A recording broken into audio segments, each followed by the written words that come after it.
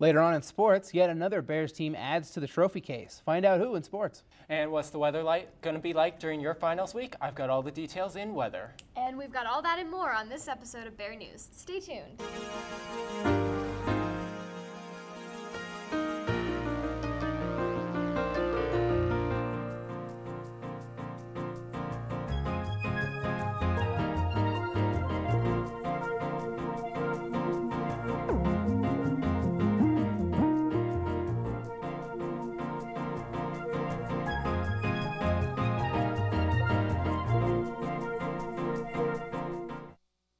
Thanks for joining us today on Bear News. I'm Jen Gamarano. And I'm Jamie Arterburn.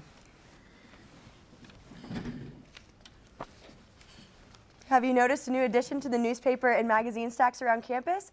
Well, UNC's very own Claw Magazine Club has just released its very first entertainment magazine. The magazine is completely student-run and is focused on providing entertaining, engaging, and accurate content for UNC students and the Greeley community. If you haven't yet, pick up a copy and see what your college peers have to say about UNC and the community. The Claw magazine plans to come out with another issue by the end of February. The previously published book Parade by Alfred Uhry came alive through music at Norton Theater. The cast members gathered together to exercise their vocal cords before the show. The director, Richard Shore, sat down with the cast to practice diction, volume control, and swooping notes. Shore worked with a few cast members to fine-tune certain moments. The cast ends warm-ups by coming together and singing one of the big numbers. Everybody has to delve in and do tons of research to find what it is that their characters do and what the people back in 1913 would do. So that's been exciting to be able to do all that research beyond just what you have written in front of you. UNC always has something exciting going on in the theater department, so be sure to go check them out. For some UNC students, there is only 1 week remaining in their collegiate careers. To mark the end of a milestone, the graduation ceremonies will offer a time for family and students to celebrate their achievement. The graduate ceremony begins at 7 p.m. Friday, December 14th, inside Butler Hancock Sports Pavilion. For the undergraduates graduating, there will be 2 separate ceremonies. Both will be Saturday, December 15th at Butler Hancock. If you are looking for the ceremonies for the College of Education and Behavioral Sciences, Humanities and Social Sciences, or University College, the time will be at 9 a.m. For those looking for the Montfort College of Business, the College of Natural and Health Sciences, or College of Performing Arts and Visual Arts, the commencement starts at 12:30. It sure has been warm lately. I'm starting to wonder if we will ever see snow again. Bear News meteorologist Paul Ford has your first look at weather. Paul? I agree with you, Jamie. I don't know if we're going to see any type of snow anytime soon. Right now, it's about 45 degrees outside with about 50% humidity. Some slight winds out there, but nothing too bad as we speak. Now, we're going to look at a little bit of the climatology for the past November as well. It's been one of the warmest Novembers we have ever had in Colorado and one of the driest. This has been the 6th driest November we've ever had. We had about an inch of snow and about 1/4 of an inch of rain, and for November, that is not a lot. And then when you talk about the temperatures, this has been the 3rd warmest November that we have ever had on record. Unfortunately, the East cannot say the same, as they've had one of their colder falls in the past couple years. Now coming up, we're going to see if we do have some snow in the forecast, and I'll give you your finals forecast coming up. Back to you guys. Coming up after the break, we'll show you the best spots on campus to study for finals. Later, we will have all the information you need about the newest restaurant in Greeley, Cavatappi. With finals just around the corner, there's no time to waste when it comes to finding the perfect place to study. Bear News reporter Jocelyn Acosta Martinez finds out where the hottest study spots are on campus. Since Greeley is a little bit smaller and you don't find those cute little coffee shops here as much, I actually like to wander the library until I find the perfect little secluded area. I find that I'm most comfortable studying in the library. It's just a good place to kind of kick back, and you can kind of surf the web if you need a break, and it's just a nice place to study around here. I study in my home. Yeah, when I just get boring from studying, just play PS3. Usually I actually study at the library on the 3rd floor. Always less distraction there, and I don't get anything done at home, so. I mean, group or something, we meet at houses or something, but for the most part, I go to the library. Being an athlete, we have a student academic success center in Butler Hancock, and that's a nice place to be able to focus and use the computers and get help from different resources there, so that's always a good place. I feel like if I went there, I wouldn't really get much done. I'm not a big coffee drinker for one, and also just all the distractions, a lot of people coming in and out. I feel like I wouldn't really be oriented, task-oriented there. I like to study in the library, but because I have two boys that are 9 and 10 years old, that doesn't always work. So it's studying in the room next to them at home, or right next to them studying as well. I don't really like that myself. I like something a little quieter, like I said, in the library, at home, under a tree, something, you know, when the weather's nice. Those are some great spots to study. Thanks, Jocelyn. Speaking of great places to study, reporter Amanda Nej found a great place that's open late to study. Really isn't your average coffee shop. Zoe's caters to hundreds of college students throughout the semester, but their most successful hours are during the UNC Finals Week. Zoe's is owned by Christ Community Church and has been serving college students for over 3 years. Aside from being open 5 days a week, Zoe's also holds Sunday church services at 10:30 a.m. So what happens on Finals Week? A bunch of people come together and there's free food and a bunch of candy and a whole bunch of stuff to keep you from doing all the homework that you have to do. And it's craziness. Yeah, it's really crazy. There's usually a dance party. People climb up on the bar and dance. It's always a good time though. It's fun to come even if you don't have homework to do, or if your finals are all done, you can come and distract all the other people that have finals. During Finals Week, Zoe stays open until 2 a.m. During those busy nights, students occupy every table, couch, and sometimes are sitting on the floor. My favorite part about Finals Week here at Zoe's is just the atmosphere. It's a really fun place to come. Finals Week can be really stressful, so it's fun to have a place to be able to come and relax, see people, and just watch a movie and hang out, while also trying to cram and study. So come on by to Zoe's next week for free food, good music, and a place to study. Reporting from Zoe's Coffee Shop, I'm Amanda Nej for Bear News. Thanks, Amanda. Looks like I know where I'll be camped out for Finals Week. UNC has a permanent provost, and the position is given to the one who has been working as the interim. Robin Wacker has taken the full-time position as a provost after spending the past 16 months as the interim. Bear News reporter Samantha Fox sits down with Wacker and UNC President Kay Norton about the recent appointment. Initially, Provost Wacker had no intention of taking over as the full-time provost, but after the past 16 months of working as the interim, she decided that it would be something that she can see herself continuing to do. I came into the position on the principle that I wanted to be in this role and take it a day at a time and do whatever I could to help the university and help the campus community move forward in a very positive direction. So it was very much focused on just accomplishing that and not really even thinking about the job as in a permanent kind of way, because my goal was to do the best job I could in the moment that I had to be in the position. And so as President Norton and I and other members of the campus community started working more closely together, it just felt comfortable. And I guess when she approached me, it was like, well, I think we could do some good things, and I very much believe that the university is an amazing place, and I feel really Seeing Wacker's leadership and some of the things that she's been able to accomplish as interim was part of the reason why President Norton decided to hire her as the full-time provost. She had made a lot of tough calls. She had gone through a budget cycle and a number of other technical planning activities, such as staffing plans that are involved in the job, and had performed remarkably well. Reporting from Carter Hall, this is Samantha Fox, Bear News. Consumerism is huge in America, and one example is the tradition of Black Friday. The lines and crowds are what the day has become. One UNC student talks about his experience on the shopping holiday. Season 5 of The Big Bang Theory for $13. And I went back to Target a couple days ago and I saw what its regular price was, and I'm very glad I got it on Black Friday.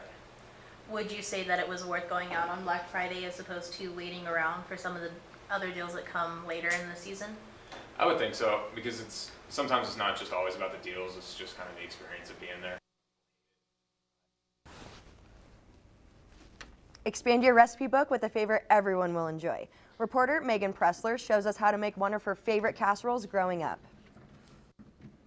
For this last cooking segment for Bear News, we're going to show you one of my favorite entrees to make. It's a ham and noodle casserole. It's one of my favorites my mom has made, and I would love to share it with you guys.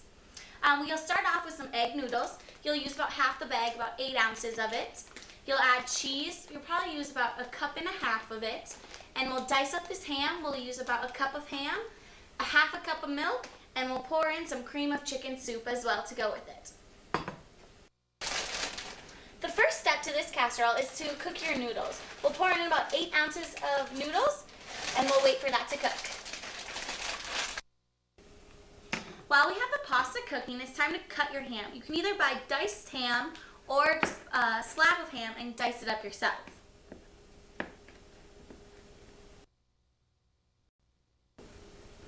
You'll dice about 1/2 cup of ham so we can add it to the pasta later. Once we have our noodles cooked and our diced ham, make sure you set your oven to 350. We will soon be using it. Make sure to grease your pan. We'll add the pasta, the shredded cheese, and the ham first, and then we will add 1/2 cup of milk and a can of cream of chicken soup as well. We'll pour the pasta in the bowl. We'll add the ham and the cheese on top of it. Kind of spread it around so it's even as well. Use as much cheese as you would like to.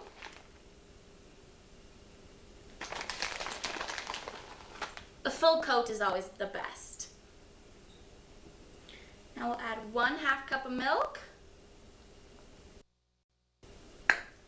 and a full can of cream of chicken soup.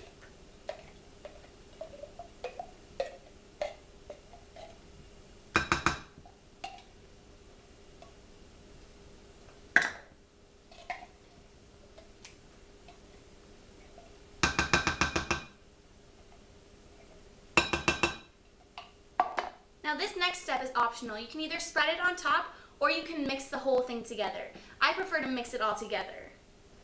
Once you're done and mixed in, you can add some more cheese on top as well if you'd like. And it is time to put it in the oven. We'll cook it for about 25 minutes to 30 minutes. Make sure your oven is at 350. We'll pop the casserole in and set it for 25 to 30 minutes.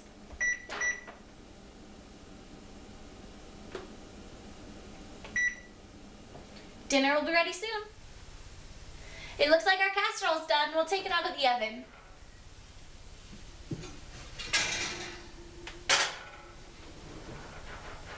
And dinner is ready. This will be a family favorite for many years to come. So enjoy. Thank you, Megan. Looks yummy as always. Paul, can you believe we only have 1 week of school left? It's crazy. Can you tell us maybe what the weather's going to look like for finals? Well, hopefully you can stay warm during your finals week, as we're looking like we're getting back into the 30s pretty soon. Plus, there's a chance of snow. Yay. I've got your finals forecast after the break.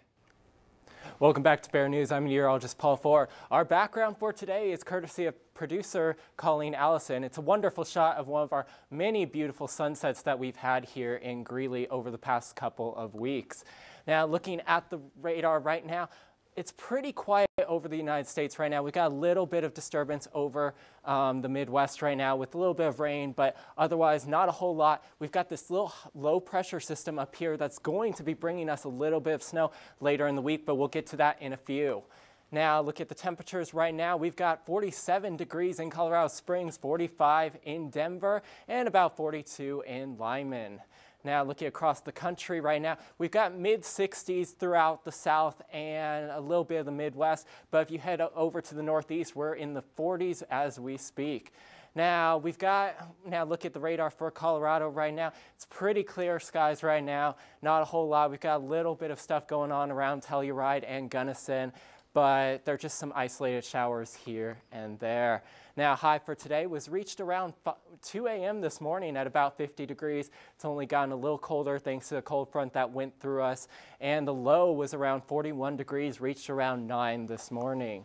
Now, looking into the future, we've got this, we're talking about that disturbance over here. Over the next 48 hours, we've got this system coming down to the south, and over the next 24 hours or so, it will be to our north, and we're seeing it to be around Saturday morning to be hitting probably the northern Colorado area. Looking into the forecast for tonight, around 7 o'clock tonight, we're looking at temperatures around 38 degrees. Around midnight, we'll drop down to 30 degrees, and you'll want to bundle up this morning, as it will tomorrow morning. It'll be around 27 degrees. Tomorrow's forecast, we're looking at about 52 degrees. Last time we'll be in 50s for a while, mostly sunny skies. And this weekend, we're looking at a chance of snow sometime around after 11 o'clock in the morning. About a 30% chance of snow throughout the day, and then it will cool down into Sunday at about 28 degrees. And your finals forecast, we're looking at 30s to 40s all week with a 30% chance of snow for your Friday forecast. Now we're off to Ben with the sports. Thanks, Paul. Coming up in sports, the football team wraps up their nice season at home, and the basketball teams have been in full swing for a month. Find out everything right after this. Well, the semester may be winding down, but that doesn't mean sports on campus isn't slowing down any. Just tell that to the volleyball team, who wrapped up their third trip to the NCAA tournament in 4 years, sorry about that, last weekend, with a 3-set comeback against conference rival Idaho State. How'd they do it? Kind of like it has been all season, it was all Idaho State early on. They'd go up 2-0 on multiple kills and a couple of UNC miscues, but at halftime, Coach Lindsey Oates and the Bears came out with a fury, and about halfway through the third set, they said, "This match is ours." Kelly Arnold had 19 kills, Tamber Haddock had 13, and Andrea Spostad had 10. She was your tournament MVP. This was the first time UNC had beaten Idaho State this season. They got swept in the regular season series. Meredith Johnson stepped up big in the trenches with 13 digs. UNC had a kill percentage of 300, holding Idaho State to a hitting percentage of just 149. The Bears would take the match 3-2, capping off a comeback for the ages. Kelly Arnold, Andrea Spostad, and Marissa Hughes all made the conference tournament team, along with 2 players from Idaho State and 1 from Northern Arizona. After the match, Coach Lindsey Oates said she was really proud of her team, how her team rebounded against a very tough opponent.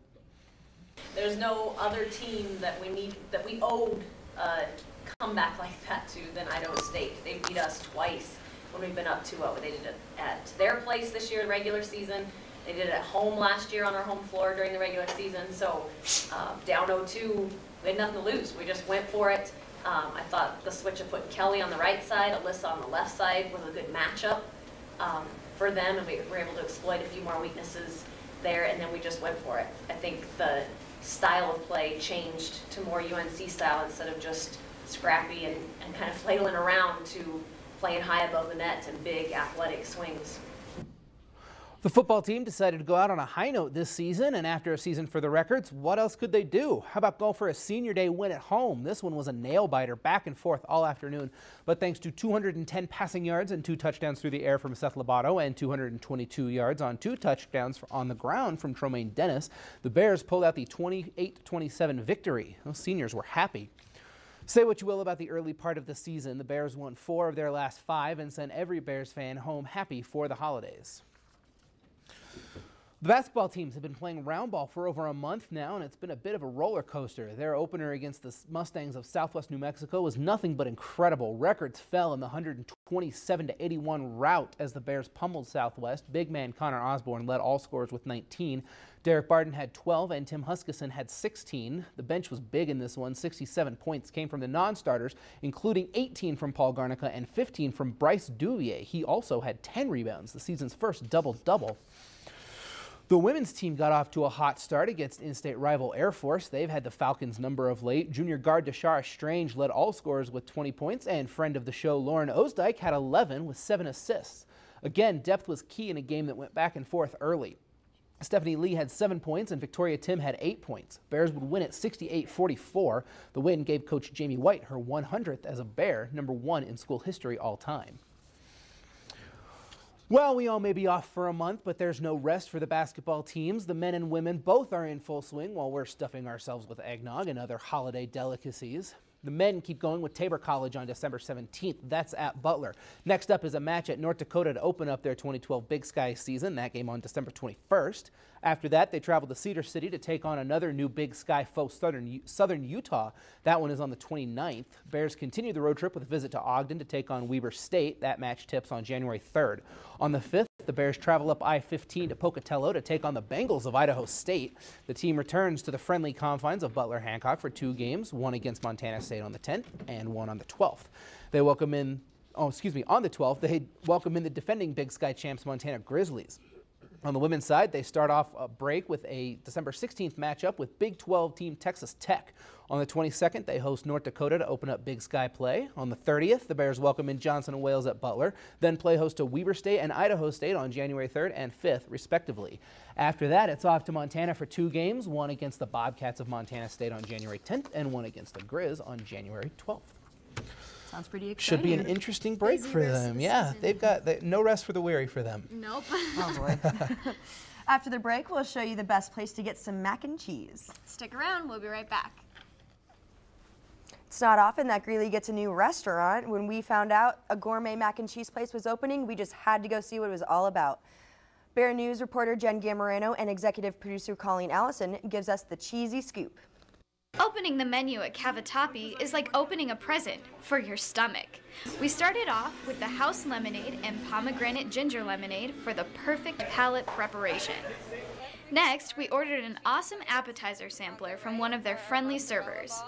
My favorite, the fried mac and cheese, is just one example of how homemade and fresh all of Cavatappi's food is. This freshness is something owner Chris prides himself on. Very fresh. All of our ingredients are fresh. We make everything to order. And it's the kind of cooking that you can't get in a restaurant anymore. Ordering entrees is like ordering your favorite dishes in mac and cheese form. I had the buffalo chicken. Colleen enjoyed the Philly cheesesteak. And we also tasted the ever-popular bacon cheeseburger mac and the owner's favorite, spicy below the border. Cavatappi makes their portions big enough to fill you up, but you just can't resist dessert. We tried the Nutella Nut Torte, an awesome gluten-free option, and their unique take on s'mores. Dark chocolate pasta, anyone? I mean, when I drive here every day, I see the sign that says an all-American city, and mac and cheese is an all-American food. So to us, it went.